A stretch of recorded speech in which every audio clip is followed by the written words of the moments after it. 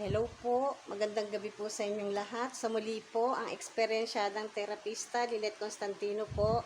Meron po ako ngayong bisita, ang aking pamangkin mula po sa Canada. Nandito po siya para subukan po ang aking kakaibang experience na natutunan po sa mahabang panahon. Ang ititrigger ko po sa kanya ay ang kanya pong rotator cuff muscles. Ito po ay binubuo ng apat na muscles, ang supraspinatus, infraspinatus, teres minor at subscapularis muscle po. Dito po 'yon dito po 'yon. Yan. Sa ating pong rotator cuff. At ano ko po sa kanya kasi medyo makapal po yung kanyang muscle. Dito sa kanyang deltoid muscle. Nika ako.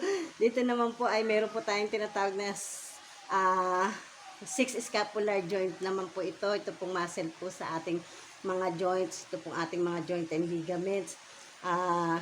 Binubuo naman po ito ng supraspinatus, deltoid muscle, infraspinatus, teres minor, teres major. Hinihika ako. Saka po subscapularis muscle.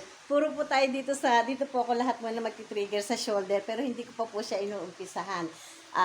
Binablog ko po muna dahil medyo lowbat na po itong aking cellphone. Meron din po tayong muscle of the anterior part, yung dito po sa ating harapan, compartment of the arm po. Ito naman po ay binubuo ng brachialis at biceps brachii po. At ang pinakamahalaga ko pong iniiwasang matrigger ay mga ugat po ng puso. Dahil oras po na makatrigger ka ng mga ugat ng puso, ay hindi po basta-basta dahil magkakaroon po ng vagal reaction o bigla pong maninikip ang dibdib, maninigas o kung ano man pong reaction sa dibdib na maaari pong maging sanhi ng kanyang syncope reaction or syncope at manghihimatay po, magiging dahilan po ng panghihimatay. Hindi po ganun kadali ang maging isang terapista. Sa haba po na experience ko, pag tiningnan ko po ngayon ang mga kliyente, medyo napapansin ko na po kung ano po ang problema sa kanilang mga katawan.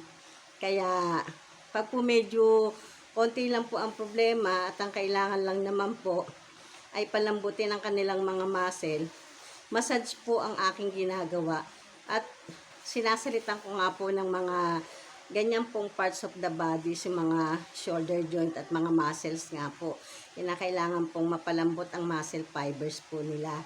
At saka, madalas nga po ako nagtitrigger sa cranial nerve para po, pag nakakita po ako ng problema, ay agad-agad ko pong tinuturo sa mga tamang doktor para maiwasan po ang kanilang pagka-stroke. Paano po, umpisahan ko na po i-therapy yung aking pamangkin kasi medyo hinihika na po ako.